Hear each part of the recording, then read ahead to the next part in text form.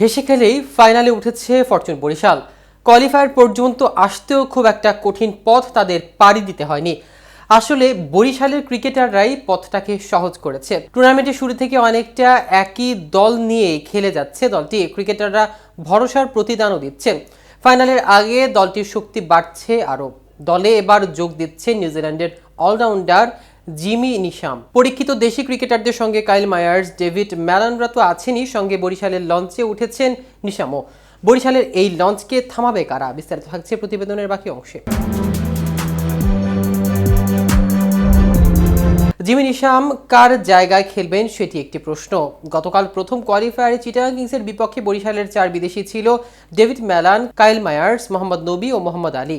5 wicket নিয়ে আলী কাল হয়েছেন ম্যাচ সেরা। মাত্র 8 ম্যাচ খেলে 157 স্ট্রাইক রেটে ম্যালান করেছেন 315 রান।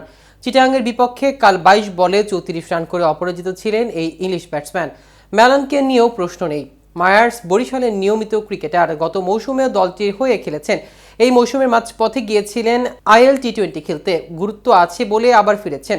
নতুন বলে বরিশালের নিয়মিত বোলার এই অলরাউন্ডার। কাল উইকেট পেয়েছেন প্রথম ওভারেই। 4 ওভারে 27 রান দিয়ে নিয়েছেন 2 উইকেট। 5 ইনিংসে ব্যাটিং করে রানও করেছেন 163, স্ট্রাইক রেট 180 এর বেশি। পেস বোলিং অলরাউন্ডার নিশামকে আরেক পেস বোলিং অলরাউন্ডার মায়ার্সের জায়গায় কি খেলাবে বরিশাল?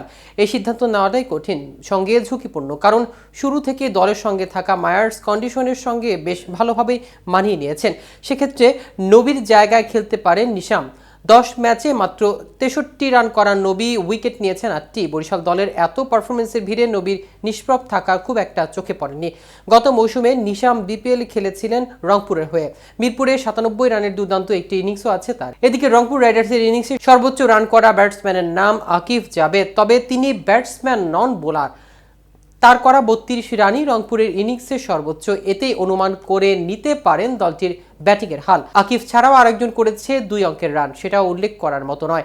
ফাইনালের রেসে টিকে থাকার লড়াইয়ে James Vince, Andre Russell, Tim ডেভিডদের মতো তাদেরও দলে নিয়ে অল্পেতে গুটিয়ে যায় চরম ব্যাটিং ব্যর্থতায় পড়া রংপুরের ইনিংস। যে রান নাইম শেখ, অ্যালেক্স রসের ব্যাটে হেসে খেলেই পার করে যায় খুলনা টাইগার্স। সোমবার মিরপুরের শেরেবাংলা জাতীয় স্টেডিয়ামে বাংলাদেশ প্রিমিয়ার লিগের এলিমিনেটর ম্যাচে রংপুরকে 9 উইকেটে বড় ব্যবধানে হারিয়েছে খুলনা। এই জয়ে দ্বিতীয় কোয়ালিফায়ারের জায়গা করে নিল মেহেদী হাসান মিরাজের দল।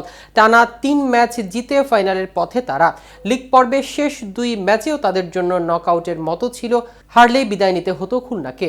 রংপুরের বেলায় ঠিক উল্টো। জয়ের শুরুর পর দুর্বার গতিতে এগোতে থাকা দলটি টানা 8 ম্যাচ জিতে সবার আগে প্লে অফের টিকিট কাটে, কিন্তু এরপর আর একটা ম্যাচও জিততে পারেনি। টানা 5 ম্যাচ হেরে বিপিএল থেকে বিদায় নিল নুরুল হাসান সোহানের দল। এতক্ষণ সাথে থাকার জন্য অসংখ্য ধন্যবাদ। কেটিভি ক্রিকেটের সাথে থাকুন।